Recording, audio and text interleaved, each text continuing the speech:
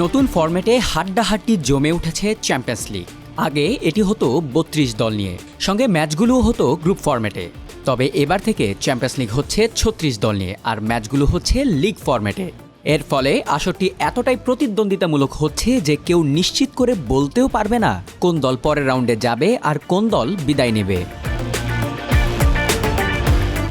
নতুন লিগ ফরম্যাটে সবগুলো দলই ৮টি ভিন্ন প্রতিপক্ষের বিপক্ষে ৮টি ম্যাচ খেলবে। ৪টি হবে ঘরের মাঠে, বাকি 4টি প্রতিপক্ষের মাঠে।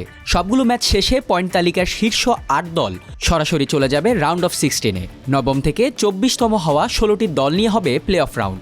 সেখান থেকে জয়ী ৮ দল যোগ দেবে আগে থেকে সুযোগ পাওয়া ৮ দলের সঙ্গে রাউন্ড অফ 16-এ। চলতি আসরে এখন পর্যন্ত প্রতিটি দল 7টি করে ম্যাচ খেলেছে, কিন্তু শুধুমাত্র লিভারপুল ও বার্সেলোনা ছাড়া নিশ্চিত হয়নি রাউন্ড অফ 16-এর বাকি দলগুলো। ৩৬ দলের মধ্যে তালিকায় 24-এর মধ্যে থেকে এক ম্যাচ আগেই অন্তত প্লে অফ নিশ্চিত করেছে Real Madrid, Bayern Munich, inter Milan, AC Milan, Arsenal, Atletico Madrid, Juventus, Leverkusen, Borussia Dortmund, Atalanta, Feyenoord, লিল, সেল্টিক, ব্রেস্ট, মোনাকো ও অ্যাস্টন ভিলা এই 16টি দল।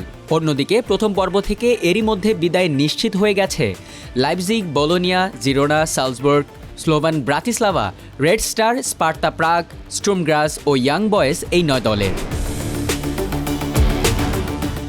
তবে এখনও নিশ্চিত হয়নি ইংলিশ ক্লাব ম্যানচেস্টার সিটি ও ফ্রেঞ্চ ক্লাব পিএসজির ভাগ্য।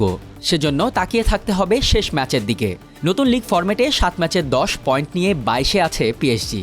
শেষ ম্যাচে লুইস এনরিকের শিষ্যদের প্রতিপক্ষ 10 পয়েন্ট নিয়ে 24-এ থাকায় স্টুটগার্ট। অন্যদিকে একই সংখ্যক ম্যাচে মাত্র 8 পয়েন্ট নিয়ে 25-এ অবস্থান ম্যানচেস্টার সিটির। শেষ ম্যাচে গার্দিওলার দলের প্রতিপক্ষ 11 পয়েন্ট নিয়ে তালিকার 20-এ থাকা ক্লাব ব্রুগে। দুটি ম্যাচই দুই দলের জন্য ডু অর ডাই। তবে ড্র করলেও পরের রাউন্ডে যাওয়ার কিছুটা সুযোগ থাকবে পিএসজির। কিন্তু ম্যান সিটির শুধু জিততেই হবে না, সঙ্গে চেয়ে থাকতে হবে অন্য ম্যাচের দিকেও। তা না হলে প্রথম পর্ব থেকেই বিদায় নিতে হবে পেপ গার্দিওলার দলকে।